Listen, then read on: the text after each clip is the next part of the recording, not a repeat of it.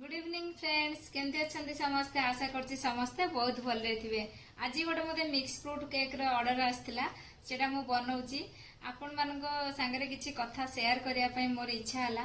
सांग मान मु बहुत गपे आउ जेतोळे मु कहा सांगरे भी कथा हे पारेनी मु मो फ्रेंड्स मानक सहित किछि कथा शेयर कहिना मो पाखरे कथा कहला वाला के नाहांती आ मु बहुत बिजी भी रुहे मु कथा बहुत कहे किंतु कथा हेई पारेनी सेथि भाई मु आपण मानक सहित किछि कथा हे जाउची।